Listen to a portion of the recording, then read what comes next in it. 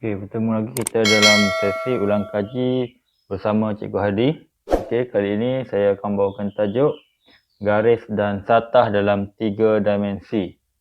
Okey, sebelum kita saya bawa contoh soalan-soalan berkaitan dengan tajuk garis dan satah dalam 3 dimensi ini.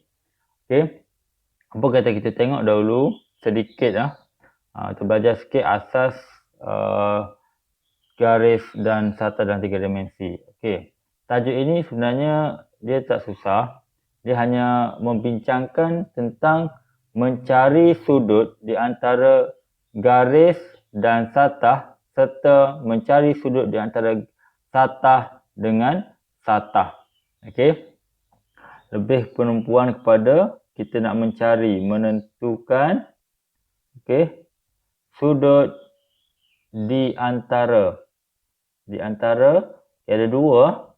Yang pertama di antara garis dengan suatu satah. Yang kedua di antara satah dengan satah. Di antara garis dan satah dengan satah. Kita tengok dahulu di antara menentukan sudut di antara garis dengan satah dulu. Macam mana? Kalau kita ada satu satah, satu permukaan mendatar, satu permukaan lurus, kita bukan sebagai A, B, C, D. Kita ada suatu satah A, B, C, D dan kita ada suatu garisan. Katakan garisan ini nama dia garisan AE. Kita dikehendaki menentukan apakah sudut di antara garis AE dengan satah AB, CD. Ini ada unjuran dia. Jadi sudut dia di antara ni. Kalau kita namakan dia sudut yang di antara garis dengan satah ini ialah sudut EAC. Di sini. Sudut EAC. Dalam tajuk ini kita nak cari sudut ni lah. Seterusnya tengok yang kedua adalah hubungan di antara satah dengan satah. Hubungan di antara satah dengan satah. Ini maksud dia dua permukaan. Sudut di antara dua permukaan. Dikatakan kita ada satu permukaan condong lah. Satah condong. Saya namakan A, B, C, D. Kita ada satu satah A, B, C, D. Dan satu lagi kita ada satah mengufuk. Saya namakan dia sebagai A, E, F, D. Kita ada dua permukaan di sini. Satu satah condong A, B, C, D. Dan kita ada satah mengufuk A, E, F, D. Jadi kalau dia suruh cari sudut di antara ni, dua sini. Ada dua sudut ni. Kalau kita namakan dia, kita ada sudut C, D, F. Atau satu lagi kita ada sudut B, A, E. Dua sini ya. Jadi dalam tajuk ini dia akan bermain tentang dua perkara inilah. Kita nak cari sudut, menamakan sudut di antara garis dengan satah dan satu lagi di antara satah dan satah. Kalau kamu dapat kuasai asas benda ni, kamu akan dapat jawab soalan SPM berkaitan garis dan satah dalam 3 dimensi.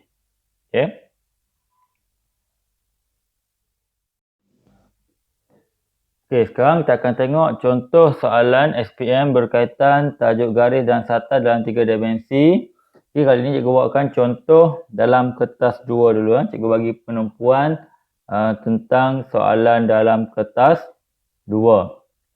Dia akan keluar soalan ini dalam bahagian A. Kita ada 2 bahagian A. Untuk first, cikgu bawakan soalan yang berkaitan garis dengan satah terlebih dahulu. soalan berkaitan dengan garis dan satah. Okey. Tengok soalan yang ada depan ini. Segi empat tepat EFGH ialah tapak mengufuk sebuah binaan berbentuk prisma tegak. Okey, keratan rentas prisma seragam prisma itu ialah segitiga sudut tegak KEF. Tentukan dan hitung sudut di antara garis GK dengan tapak EFGH. Okey, soalan ini dia suruh kita tentukan dan hitung sudut di antara garis GK dan tapak EFGH. Jadi di sini garis dia GK, satah dia tapak EFGH. Okey. Jadi untuk menyelesaikan soalan berkaitan garis dan satah dalam 3 dimensi ini, dia ada satu teknik khas yang kita panggil sebagai teknik Wand. Okey, teknik Wand ini dia dapat memudahkan pelajar menjawab soalan-soalan berkaitan tajuk ini dengan sangat mudah. Okey, teknik apa? Teknik Wand. Okey. Wand ini adalah sebenarnya singkatan daripada which one near. Yang mana lebih dekat, which one near. Okey. Jadi macam mana kita nak guna teknik Wand ini? Okey, cara dia mudah saja. Okey. Kalau kita baca ayat yang dibagi soalan yang terakhir ni, tentu dan hitung sudut antara garis GK. Ayat yang pertama, kita jumpa garis GK. Untuk garis GK, kamu buat simbol bulat di tepi dia. Okey, kat mana? Pada gambar rajah, kita buat tepi ni. Contoh dia, GK. Kamu bulatkan kat tepi dia. Okey. Dan untuk ayat yang kedua dengan tapak EFGH. Okey, untuk tapak EFGH ini kita buat simbol pangkah pada dia, tepi abjad tu lah. Okey, kita buat pangkah E F G. Okey, yang ada bulatan tu kita buat dalam dia. Satu lagi H. Okey. Dah. Okey, ingat ayat yang first kita jumpa kita tekan garis kan, kita buat bulatan.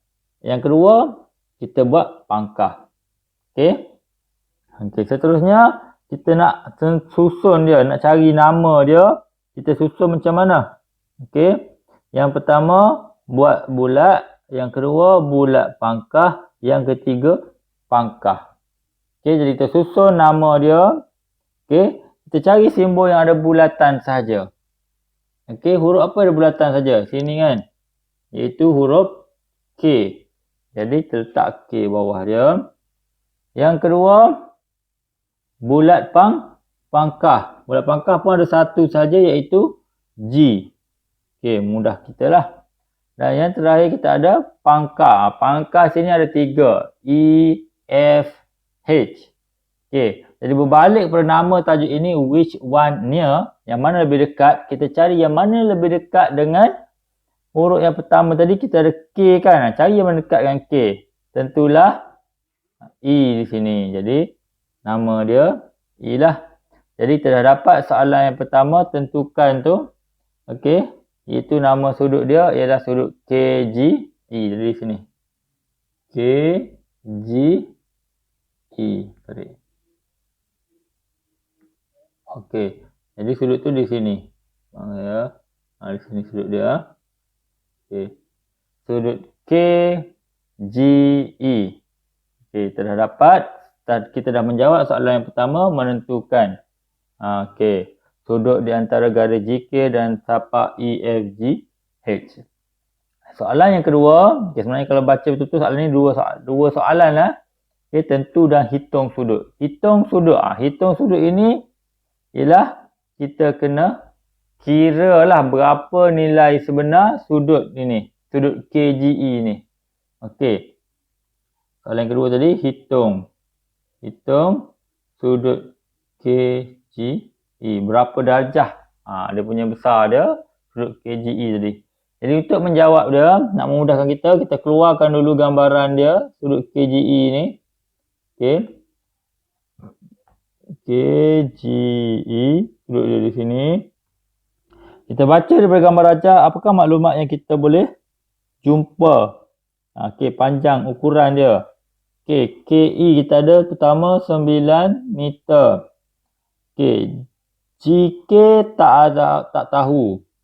GE pun tak tahu, tak ada diberi secara terus lah daripada gambar rajah. Okey. Tetapi kita tengok pula ada tak gambar rajah lain yang membantu kita ukuran-ukuran lain. Okey, kalau kita tengok betul-betul kat bawah ni. Okey. Di sini kita boleh cari panjang GE. Okey.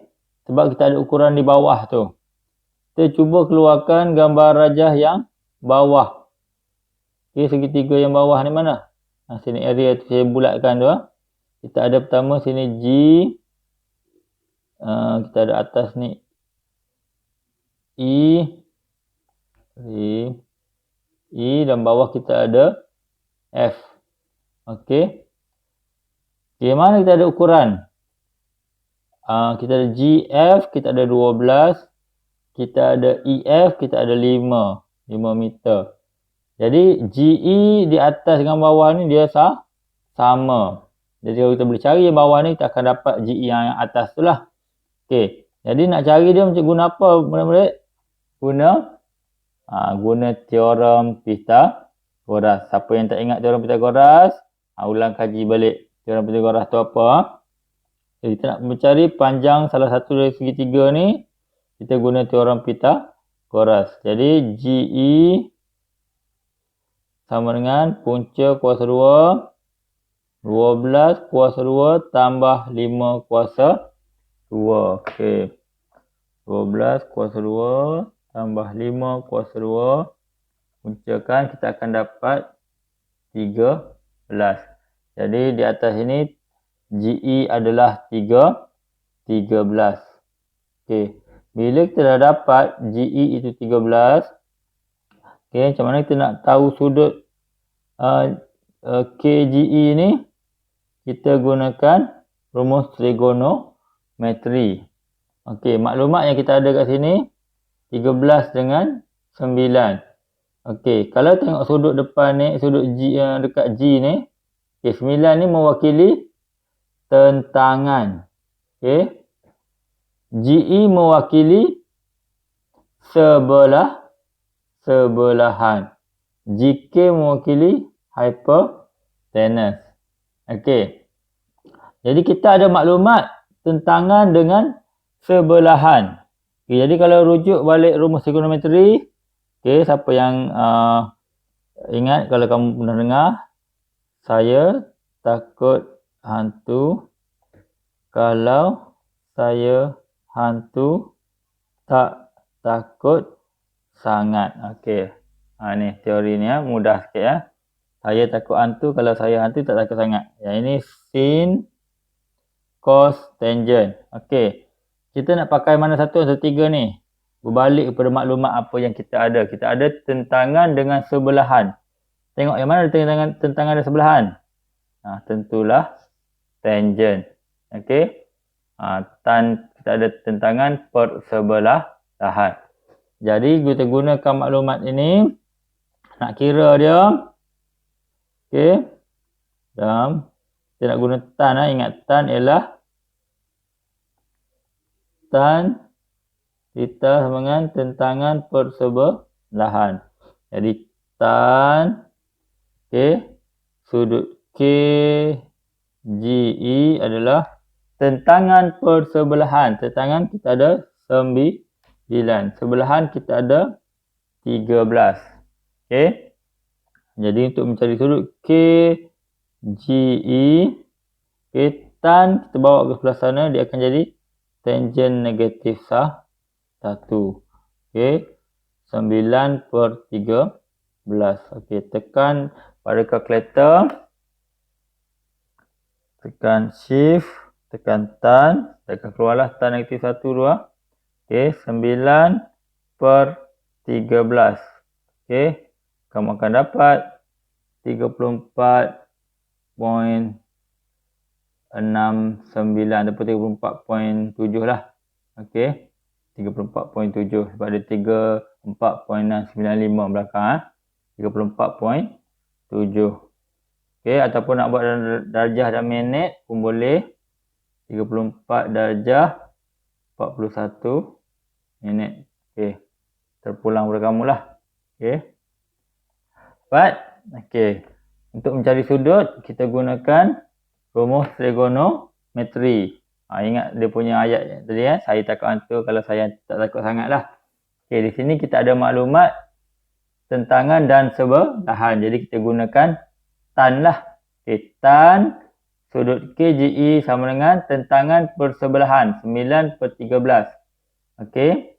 Nak dapatkan sudut tu saja, bawa tan ke sebelah sana, sebelah kanan, jadi tan negatif 1. Tekan kalkulator, tekan shift dulu Tekan shift, tekan tan. Baru dia keluar tan negatif 1. Ketak dia keluar tan saja. Jadi kurungan 9/13. Kamu akan dapat jawapan 34.7 ataupun 34 darjah 41 minit. Okey. Boleh faham? Okey. Seterusnya kita akan tengok contoh yang seterusnya.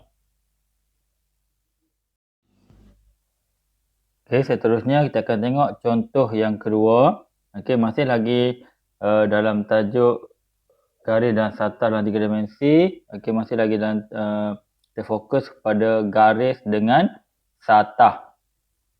Okay, pada rajah 4 di ruang jawapan menunjukkan sebuah kuboid dengan tapak mengufuk KLMN. P ialah titik tengah bagi EK. Okey. Pada rajah 4, tandakan sudut di antara garis PL dan tapak KLMN. Okey. Untuk soalan pertama ini disuruh tandakan sudut tersebut. Okey, sudut di antara garis PL dan tapak KLMN. Jadi, macam cikgu beritahu di awal tadi, kita akan gunakan teknik wand. Okey. Jadi untuk garis PL kita akan buat bulat. PL kita buat bulat. KLMN kita akan buat pangkah, simbol pangkah. Okey. Jadi kita buat pangkah pada P dan L. Okey. KLMN kita akan buat pangkah. KLMN. Okey, pangkah. Jadi balik pada teknik tadi, teknik wand tadi bulat pangkah, bulat pangkah, pangkah. Jadi bulat yang pertama kita ada satu je bulat iaitu P, bulat pangkah pun ada satu iaitu L, dan pangkah kita ada 3. Okey, balik pada which one-nya tadi, wand tadi, siapa yang paling dekat dengan P? Okey, tentulah K lah. Okey, yang paling dekat dengan P ialah K. Jadi sudut dia PLK. Jadi jawapan dia sudut PLK. Jadi berbalik pada soalan asal, dia tandakan sudut. Jadi kita cari PLK. Jadi sudut dia berada pada huruf yang tengah. L ni. Jadi kita buat tandakan pada gambar rajah sudut PLK. Dan nak selamat, kamu tulis sekali lah nama dia kat sini ya. Saya buat ni untuk keselamatan kita lah. Okey, untuk jaminan soalan kita supaya kita dapat menjawab dengan betul. Okey, untuk menamakan ni kamu dah dapat 1 markah sebab soalan ini keseluruhan dia 3 markah. Okey. Kita dapat jawapan yang pertama PLK. Soalan yang kedua, hitung sudut di antara garis PL dengan tapak KLMN. Maksudnya dia suruh kira, hitung sudut PLK inilah. Okey. Jadi untuk menjawab soalan B, untuk menghitung sudut PLK, okey. Hitung PLK, sudut PLK. Kita keluarkan gambar rajah ni. Okey. Nak memudahkan kita lah. Okey. Kita ada P, kita ada K, kita ada L. Sudut dekat sini. Kita nak cari sudut PLK. Okey, apakah ukuran yang kita dah ada? KL, kita boleh dapat KL merujuk kepada panjang G, H di atas ni. HG di atas sebab dia sama ukuran dia. Jadi panjangnya adalah 7 cm. Okey, seterusnya panjang apa lagi kita boleh dapat? Okay, PK kita boleh dapat betul. PK sebab berbalik pada soalan di atas diberitahu bahawa P ialah titik tengah, P ialah titik tengah bagi EK. EK sama panjang dengan G, M. EK dengan GM dia sama panjang. Jadi kalau separuh bagi 2 lah. 13 bahagi 2, kita akan dapat 6.5. 13 bagi 2, 6.5. Jadi, PK ialah 6.5. Okey. Jadi, kita nak cari sudut PLK ni. Tengok sudut ini 6.5 ni, PK ni, nama dia apa? Dia menghadap dia bertentangan dia tentangan. Mana KL adalah sebelahan. PL ni tetap hipotenus sebab dia menghadap sudut 90 darjah. Okey. Jadi dalam soalan ini kita ada maklumat tentangan dan sebelahan. Nak pakai apa? Kalau tak ingat tulis je balik. Saya takut hantu. Kalau saya hantu tak takut sangat. Rumus trigonometri ni. Okey, jadi nak pakai apa? Tentangan dan sebelahan kita guna tangent. Okey. Kita guna tangent. Jadi tan PLK sama dengan tentangan 6.5 sebelahan 7. Okey. Jadi sudut PLK sama dengan tan negatif 1 6.5 per 7. Okey, ingat tekan shift dahulu baru tekan tan 6.5 per 7. Okey, kamu akan dapat 42.88 atau dalam darjah dan minit 42 darjah 52 minit atau benar-benar kamu tulis ni lah, tulis 42.88 darjah saja, itu pun dah cukup lah. Ya. Kalau pandai-pandai nak minit ni kebanyakan pelajar dia tak tahu. Jadi kita ambil yang darjah dalam darjah sajalah. 42 darjah 88 minit. 42 darjah 88 minit. Bundakan. Kalau ikut kalkulator kamu akan dapat 42.878936. Jadi kita bundakan jadi 42.88. Okey. Baik, kita dah dapat menyelesaikan dua soalan yang dikehendaki. Okey, yang first dia suruh tanda sudut ini. Okey. Kita guna teknik one tadi. Bulat pangkah. Kita bulatkan PL, pangkahkan KLMN. Kita dapat sudut PLK. Tandakan dalam gambar rajah macam cikgu buat ni. Okey, tandakan dia sini. Ya, hitung gunakan rumus trigonometri. Okey, baca maklumat yang ada. Keluarkan segitiga dia ni. Segitiga sudut PLK tadi untuk memudahkan kita. Tandakan ukuran-ukuran yang ada. Baca maklumat daripada soalan dan pilihlah nak pakai mana satu. Okey. Sebagi tiga ni nak perlukan tentangan dan sebelahan, jadi pakai tan. Okey, boleh faham semua? Okey, seterusnya kita akan tengok contoh di antara satah dengan satah pula selepas ini.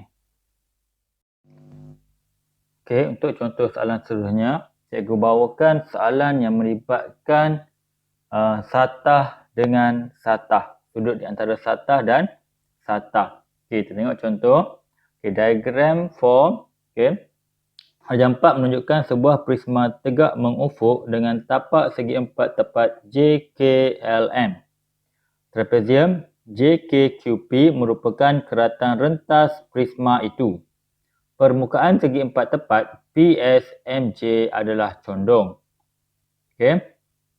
Soalan yang pertama, A. Pada darjah 4, tandakan sudut di antara PQL dengan tapak JKLM.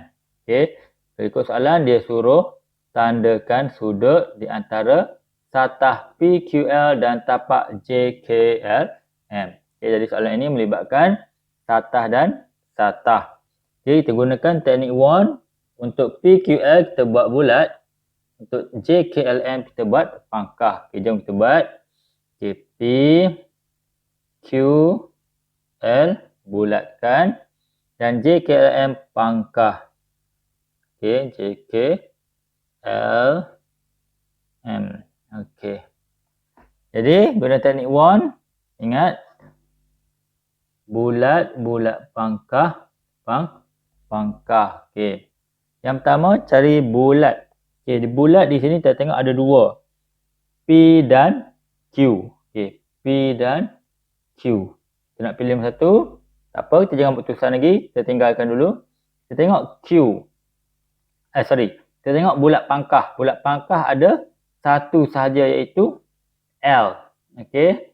Jadi, untuk kita pilih bulat tadi sama ada P dan Q, kita tengok yang mana lebih dekat dengan L.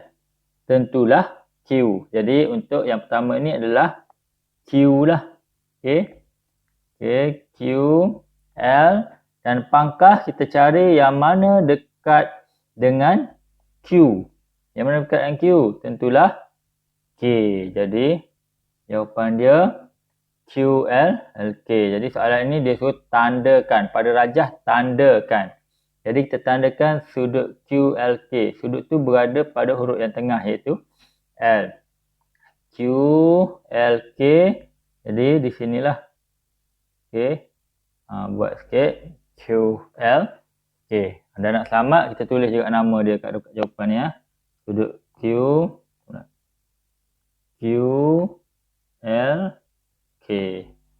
Okey. Dan tanda pada gambar rajah. Okey. Sudut QLK. Okey. Kalau terbalik tak apa cikgu? Tak apa terbalik. Terbalik macam mana? Kalau kamu kata KLQ pun diterimalah. Okey. Okey. Kita pakai QLK saja. Okey. B. Seterusnya hitung sudut di antara PQL dan JKLM. Kita kena kira nilai dia berapa. Okey. Itu soalan B. Okey. Hitung sudut QLK. Okay, kita keluarkan gambar rajah QLK tadi. Okay. Q. Okay, sini L kat sini. Okay, sudut dia di sini. Okay, ukuran yang kita dah ada. QK.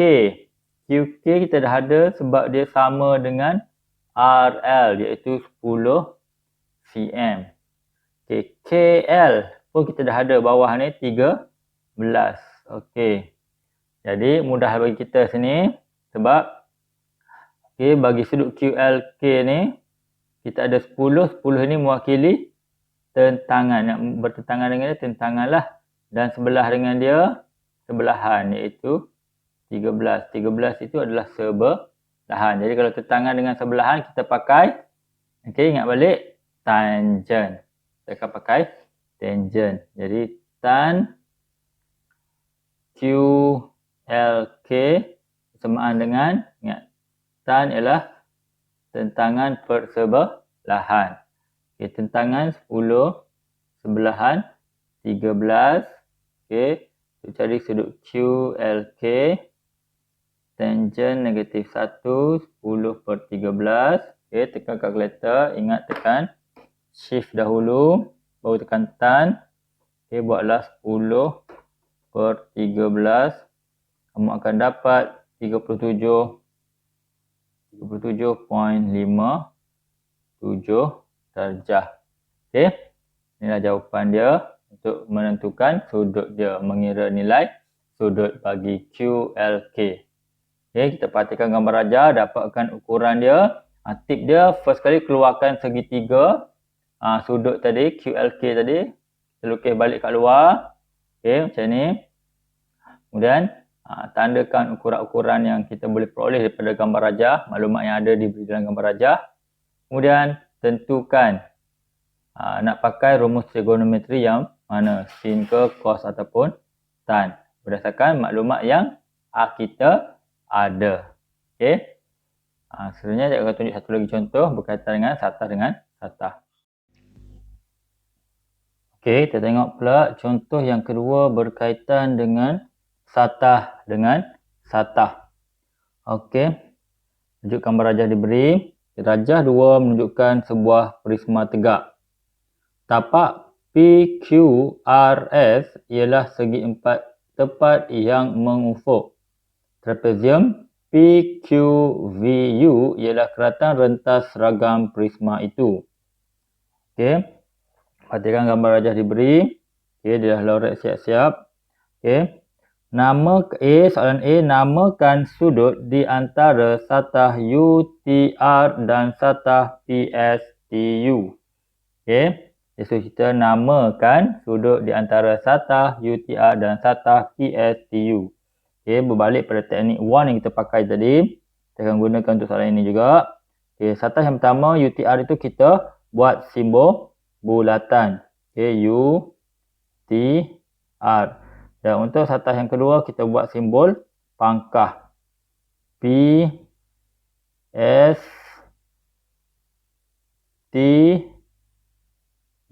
Okey, PSTU. Okey, ikut teknik 1 tadi. Okey, simbol dia bulat pangkah. Okey.